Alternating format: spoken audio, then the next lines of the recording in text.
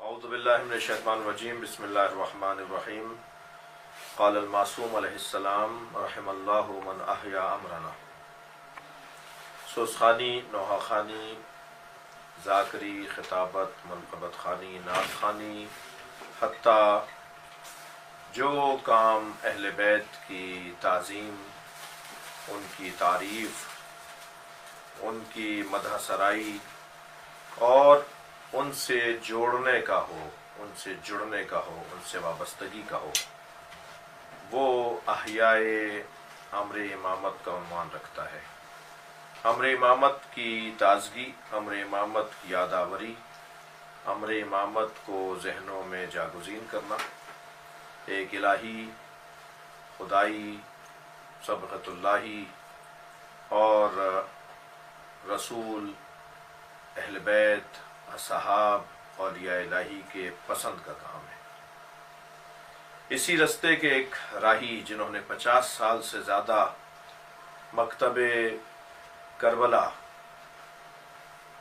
ثقافت عاشورہ، تہذیب شہادت اور ثقافت کوفہ و شام یعنی قربانیوں کی ثقافت کو زندہ رکھا، وہ جناب محترم مکرم معظم استاد کریم بخش کمن، جنہوں نے نوحہ خانی کے ذریعے، اور خاص طور پہ ان کا ایک نوحہ بہت مشہور تھا جو سرائکی کا نوحہ ان کا، جس کے کلپس بھی پچھلے دنوں لوگوں نے سنے اور اس کو دوبارہ سے لوگوں نے دہرایا، جناب زینب کے شام کے دربار میں 1600 میل مکر گئے، آ گئی بازار شام میں.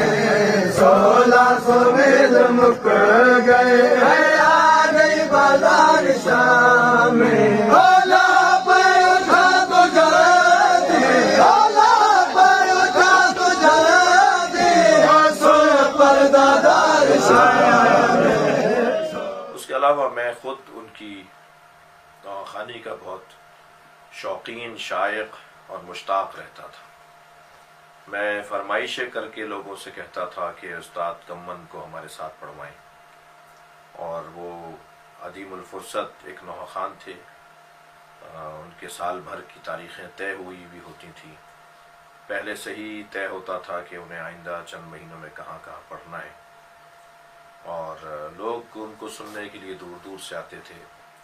وہ جب پڑھتے تھے تو پہلے زمانے میں بڑے بڑے ٹیپ اٹھا کے لوگ ریکارڈ کر رہے ہوتے تھے، کیسٹوں کو ریکارڈ کیا جا رہا ہوتا تھا، اور آج کے نئے زمانے میں موبائلوں کو اٹھا کے لوگ ریکارڈنگ ان کی کیا کرتے تھے.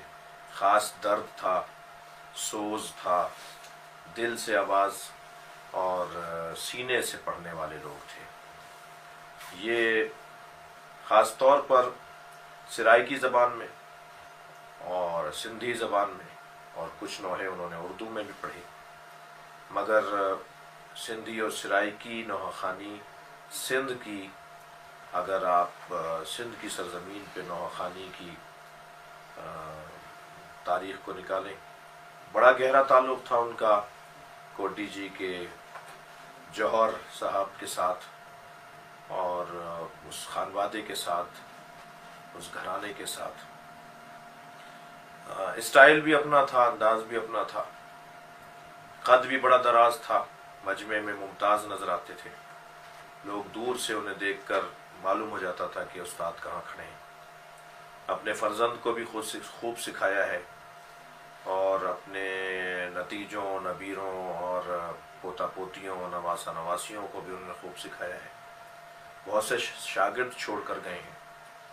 ایک آواز تھی کہ جو کئی عشروں تک، یعنی 50 سال سے زیادہ گونجتی رہی سندھ کی سرزمین پر، اور پنجاب بھی وہ گئے پڑھنے کے لیے، جیسے ملتان کے علاقے، ڈیرہ غازی خان کے اور ان علاقوں میں بھی انہیں بہت بلایا جاتا تھا، جو میری معلومات ہے. لیکن زیادہ ان کا وقت سندھ میں ہی فرصت نہیں تھی انہیں.